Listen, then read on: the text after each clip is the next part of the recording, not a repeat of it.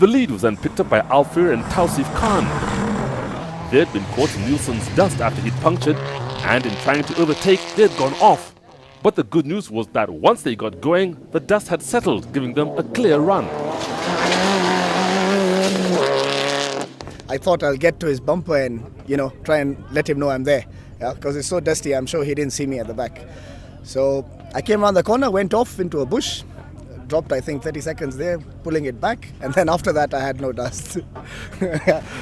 All they needed to do now was to finish the rally, and they would not only win the division, but also come 6th overall. But on stage 4, a wheel hub gave way, and they were out. This gave side Hamad and Victor Okundi the opportunity to gain the points. They were having a good outing, and whilst they were capable of going quicker, they were held back when the turbo failed to deliver. So now I'm boosting 0.7, 0.8, and I used to boost 1.4, 1.3. Yeah. So you're way down on power? Yeah, 0. I can't go flat out. They knew that with Khan and Nielsen out, all they had to do was finish. But all hopes of winning the division went out the window when a drive shaft broke. The Division 2 lead now fell into the lap of Anwar Pandya and Sani Wason. Having at last got the car to its first finish of the season in the previous event, they were confident their luck had changed and were knocking on the door of 10th place, but they always have some kind of drama. Then the long stage, we missed the control by almost 800 meters. So my poor navigator had to come out of the car, jog all the way to the controllers and get his stamp. But then you must have seen the controllers you went past. We didn't see them. We didn't see them. I was too committed to see them.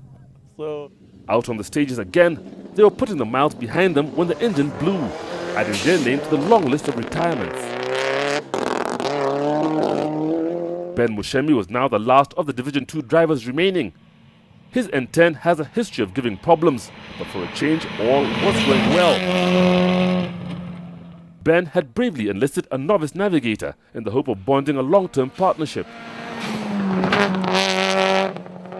I never thought of it this way.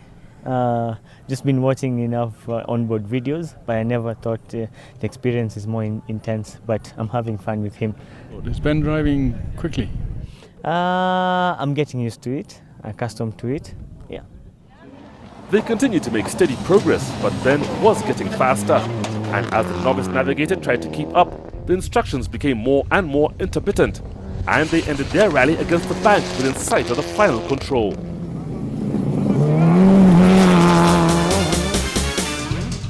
With all the Division 2 contenders out of the rally, there was no change to the positions on the board, with Alfir Khan still at the top, 50 points ahead of Anthony Nielsen. The service park at Whistling Thorns was only visited twice during the day, but with so many retirements, only half the field kept their support crews busy.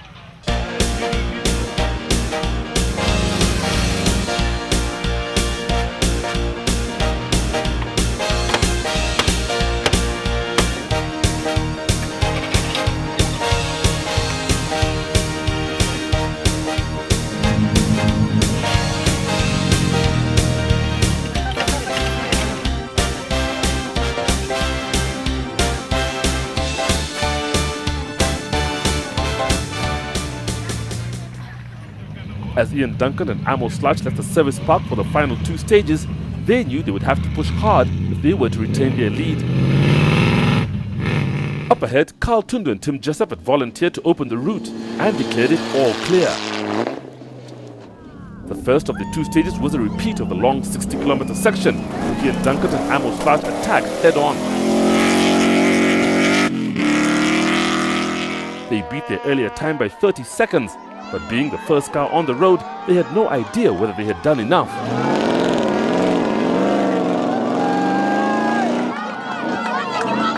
Alistair Kavanagh and Gavin Lawrence were now focused on winning, and driving cautiously was no longer an option. To overtake Duncan, they needed to up their pace and were fastest through the stage, taking over the rally lead by a margin of 5 seconds.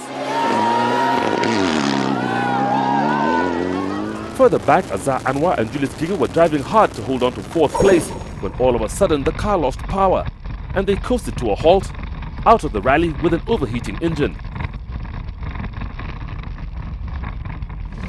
Everyone behind moved up a place, including Assad and Salim Khan, who inherited 6th, a position they would hold to the end. The pace amongst the front runners was so quick that although they were peaking at 180 kph, they made no impression on the car ahead.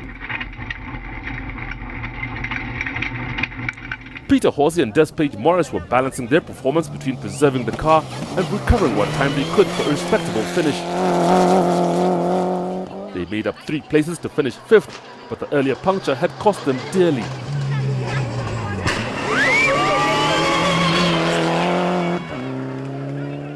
Finishing 4th were Raji Burridge and Raju Chaga, who were the only crew amongst the leaders not in Division 1.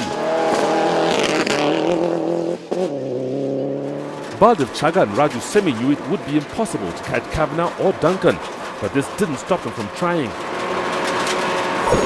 They were second quickest through the final 2 stages, and although they beat Duncan on each, it only served to close the time gap.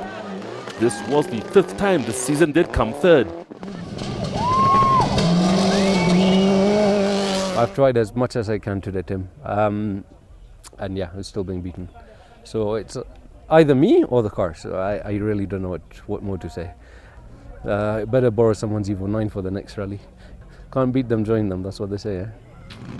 Victory on the rally was between Ian Duncan and Alistair Kavanagh, and with only 5 seconds separating them, it was a head-to-head race over the last 15-kilometer stage.